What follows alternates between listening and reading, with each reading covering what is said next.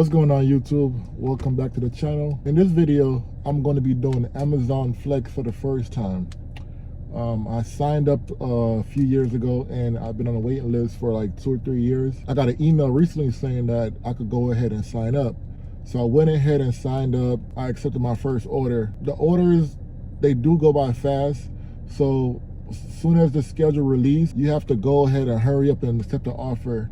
All the good offers are going to be picked up pretty fast. The ones that's like early in the morning, those are usually available.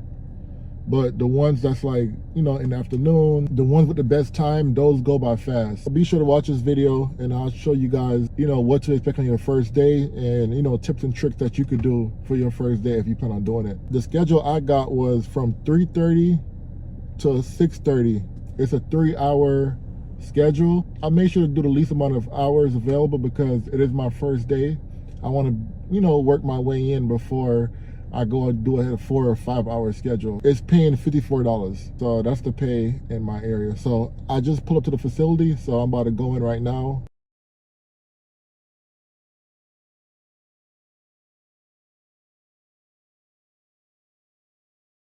I ran into a little trouble. Basically what happened was, once you get to the warehouse, you have to check in the app. So the first you got to do is verify that you got here, and then you got to take a picture yourself to verify your identity, and then you have to go in the facility to verify your driver's license. The issue I had was that I recently got a new driver's license to a different state. The driver's license that I have on file is a different driver's license that I have now. I went to go check in the kiosk machine and it wouldn't work because I have a new driver's license to a different state. But I was able to talk to an associate, but they checked me in manually. So once you check in, it's gonna process your route. So the app, you go back to the app and then the app is gonna load your route. And once your route is ready, the app will let you know. For me, it took about 2 minutes to get my route ready. So now that my route is ready, I'm about to go back inside and proceed to the next step. They say proceed to pick up, your packages are ready. So I just got done picking up all the packages. Basically, you just get a cart with all the packages. I think mine had about 20 packages. So yeah, I got 18 stops with 20 packages. So that's not a lot of packages, but the only thing I've seen is that it's going to be a lot of driving because of the location. But 18 packages, that's not a lot at all. Out of the 18 packages, it's only about 3 apartments. So that's also good. I'm going to be delivering to mostly houses. So basically what you do is, once you get the packages, you scan each package and it tells you what stop number it is.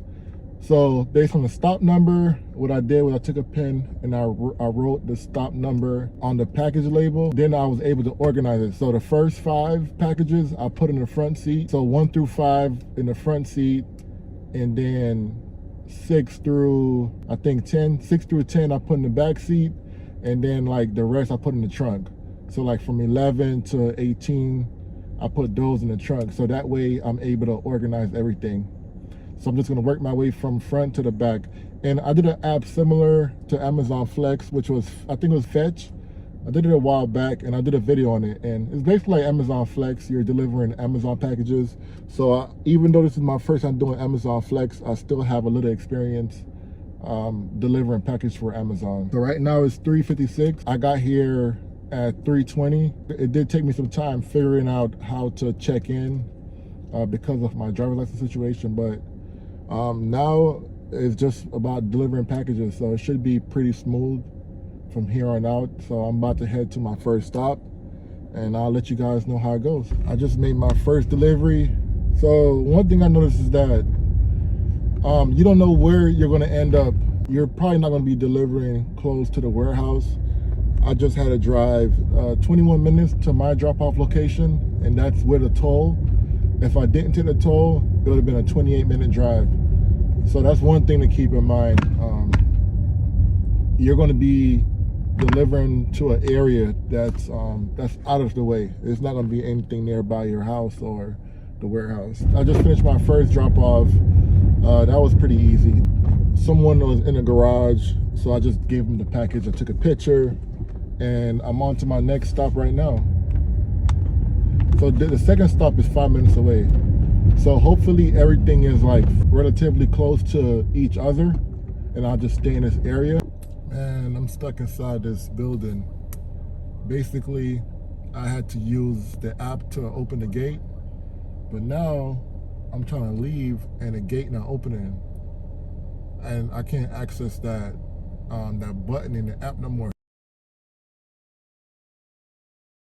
So I'm about halfway done. I got about 8 packages left, and so the good thing is all the packages are in the same area, so it's about a 3-minute difference for each package, so that's good. So it's like I just dropped off a package, and the next one is probably going to be about 3 minutes away. You know, it's easy work. You just drive and delivering packages. The only thing, the only part I don't like is the apartments, just because it could be tricky accessing the apartments. I mean, for the most part, they give you the gate code or entry, a one-click entry to unlock the gate. But sometimes the entry is blocked off. You gotta find a different entry. So that's just the only thing so far. But other than that, it's simply just dropping off packages. That's all it is. Just delivering, making delivery. And make sure you verify the address so you're delivering to the right house, because a lot of times people deliver to the wrong address. So just verify the house number on the house or your apartment number on the apartment. And the good thing is you're not able to mistake packages, because you have to scan the packages first before you could deliver it. I just got done with my schedule. It wasn't bad. I would say it took about 2 hours. So from the time I left the warehouse to my last package, that took about 2 hours. The hardest part for me was the apartments. You know, sometimes the apartment buildings, you have to find the right apartment number, and that could be tricky. Like, you don't know what side it's on or what floor it's on. So, or accessing the apartment could be a little difficult, but overall it wasn't bad. I only had about 3 or 4 apartments. Like I said, my pay was $54, and that's for a 3-hour block. I think next time around I could do like 4 hours or 5-hour block, because, you know, 18 stops isn't a lot. I could have did like 25, 30. Honestly, I definitely think this is something like you guys could do. So if you're looking to a new side hustle, I definitely recommend Amazon Flex. I know for me, the sign up took a long time, so I guess it depends on your area how long the wait list is, if there's any. But like I said, I was on the wait list for like 2 years. I even forgot about it, and like I said, I got a random email saying that, hey, you know, it's time to go ahead and sign up. And that's what I did. Yeah, so the pay, I don't know if the pay is the best, you know. That's for you to determine. I guess the pay depends on also the market. But yeah, that's my review on Amazon Flex.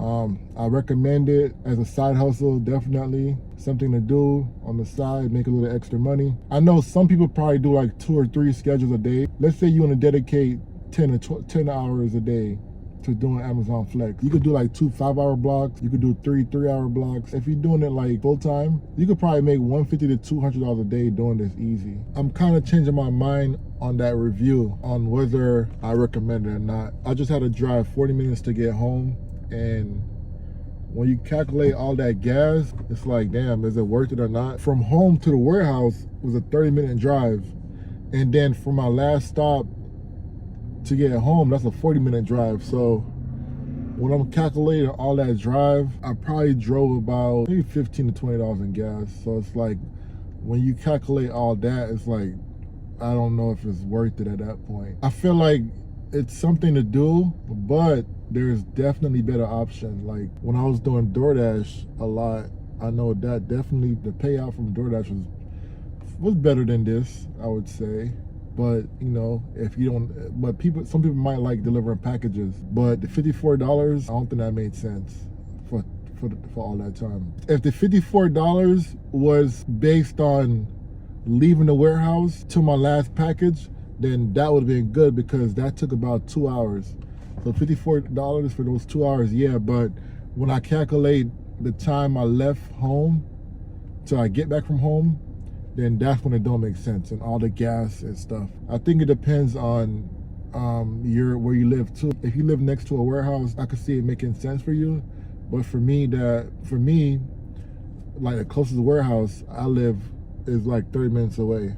So for me, it's gonna require more driving. But if you live like, you know, down the street from a warehouse, then I could see it making sense for you. Yeah, that's my experience. I just wanted to come doing a quick update. Once I did that drive to get home, I'm like, oh, I just drove a lot. So that's my feedback.